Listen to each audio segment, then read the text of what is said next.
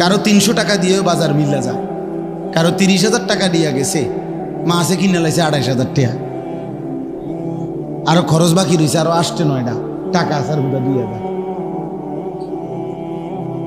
বুঝেন না?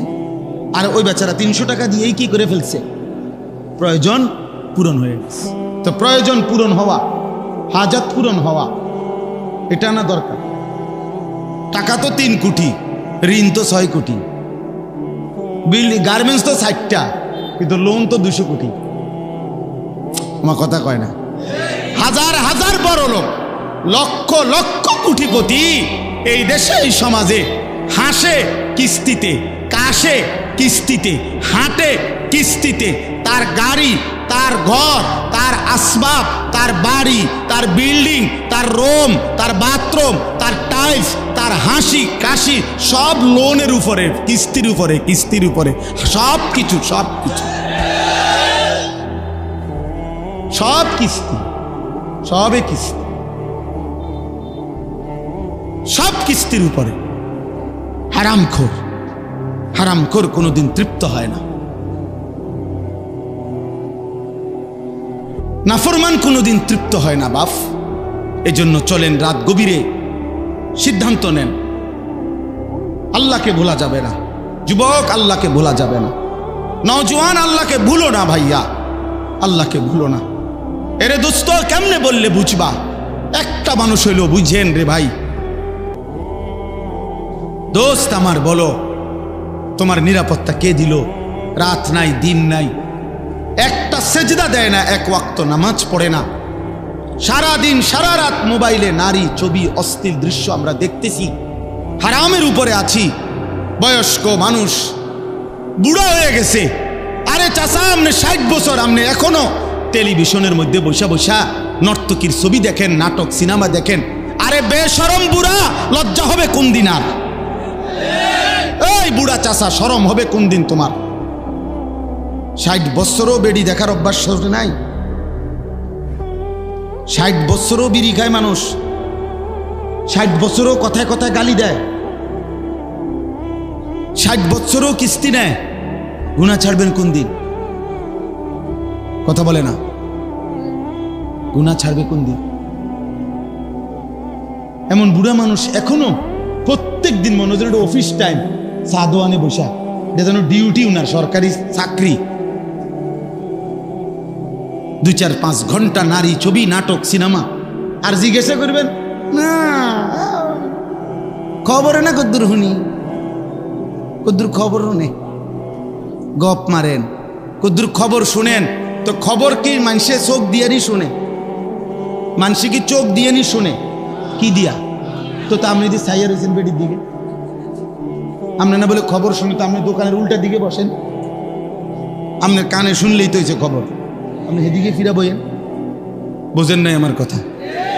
আপনি না বলে খবর শুনতে গেছেন, তো শুনলে তো কানে যথেষ্ট, শুনবার জন্য তো দেখতে হয় না। কথা বলেন না, তো আপনি সেদিকে ফিরা বইয়েন। হ্যাঁ, স্যার ওইদিকে ফিরে দিলে আমরা বইবেন নি কয়দিন, আমরা দেখি। হ্যাঁ, এরপরে বলবো কি ও আর কিছু না, একটু লাইরা ছেড়ে দাও না, লাইরা ছেড়ে দাও, এত অসভ্য কিছু আসেনি দেখাও। লাইরা ছেড়ে নইলে আর কি দেখাইবে? এর চাইতে জঘন্য খারাপ কিছু আর নাই তো। নাউযুবিল্লাহ। যদি কারো লজ্জা লাগে, যদি বলেন মুরব্বী মানুষের বুঝি মানুষে এডি কয়, তো আপনি ছেড়ে দেন, তাহলে আর আমাদের কইতাম না। কথা বলেন না কেন? আর যদি বলেন আমি এটা করি না, তো আমি কি আমাদের বলছি নাকি? তো আপনি চেতেন কা? কথা বলেন না কেন? আপনারা কি বলছি আমি? তো আপনি ভালো হইলে তো আমার অসুবিধা কি? আপনারা তো বলি নাই। আর যে এই পরিমাণ বদভ্যাস, উনি ছাড়বে না কেন? আমরা চাই আমার চাচা যেন হয় জান্নাতি, দাদা যেন হয় জান্নাতি, সন্তান যেন হয় জান্নাতি, স্ত্রী যেন হয় জান্নাতি। এক মুমিন কি এটা চাইবে না? তাইলে ইমানদারের চাওয়া তো এটা, পুরা ফ্যামিলি জান্নাতি হওয়া, পুরা পরিবার জান্নাতি হওয়া। নাহলে আমরা দাদার জন্য দোয়া করাই কা, যদি দোয়া করে দেন আমার দাদার লাগিয়া, আল্লাহ যেন আমার দাদারে মাফ করে দেয়। আমার আব্বার জন্য দোয়া করেন, আমার চাচার লাগিয়া, তো চাচা মারা গেছে, দোয়া করেন, আমরা দোয়া করাই না? তার মানে আমরা প্রত্যেকে চাই আমার দাদা, চাচা, মামা, ফুফা, খালু, আমার ভাই, বোন, স্ত্রী, সন্তান সবাই জান্নাতি হোক, এটা আমরা চাই না? তো তার জন্য কি কোনো উদ্যোগ নিতে হবে না? কোনো চেষ্টা করতে হবে না? আল্লাহ আমাদেরকে তৌফিক দান করেন। এর জন্য আসতে আপনাদের কাছে আমার অনুরোধ, বাপ, আমার অনুরোধ সারা পৃথিবীর মজলুম মুসলমানের দিকে তাকাইয়া, রক্ত স্নাত মুসলমানের রক্ত মাখা দেখার দিকে তাকাইয়া মনে রাখেন এই আঘাত আমাদের উপরও আসতেছে। যুবক ছেলেরা, তোমরা যে পরিমাণ আল্লাহর নাফরমানি করছ, ছেলেরা তোমরা যেভাবে সারা রাত নারী, ছবি, মোবাইল নিয়ে ব্যস্ত হয়ে গেছো বন্ধু, এই চোখের এই পরিমাণ গুনাহ এক অঙ্গে, এই চোখ দিয়ে যদি রাত্র দিন তুমি একটি অঙ্গ শরীরের এত গুনাহ যদি শুধু এক অঙ্গ দিয়ে করো, আহা বন্ধু, বাকি দেহের কি অবস্থা? আরে ভাইয়া, এই অসভ্য অভ্যাস, এই বদভ্যাস একদিন আমাদেরকে ফকির বানাবে, একদিন ফকির বানাবে। কত টাকা অনাদরে, অবহেলায় আমরা এভাবে খরচ করে ফেলতেছি। আর মুসলিম ভাই, ছোট্ট বাচ্চা 12 কিলোমিটার পায়ে হেঁটে একটা রুটির জন্য হাত পাচ্ছে। একটা রুটি যখন মিলছে, রুটিটা নিয়ে যখন ফিরতেছিল, তো বুলেটের আঘাতে ওই ছেলেটার বুকটা ঝাঁঝরা হয়ে গেছে। এই রুটি হাতেই শহীদ হয়ে গেছে। ইমানদার মুসলমানের হালাত যখন এমন, আর আমার সন্তানরা অকাতরে বাবার কষ্টের, মেহনতের উপার্জিত টাকা এইভাবে রাতকে রাত, দিনকে দিন অনাদরে শেষ করে দিচ্ছে। এই জন্য বললাম এটা জরুরি বিষয়। সেটা আমার বিষয় না, আমি আয়োজক না, আমি হলো বলার দায়িত্ব।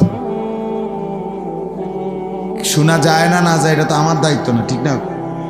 আমার দায়িত্ব হলো বলা। আমি বলতে আছি, আমি বলতেছি না, এটা হলো আমি কথাই দি কর না,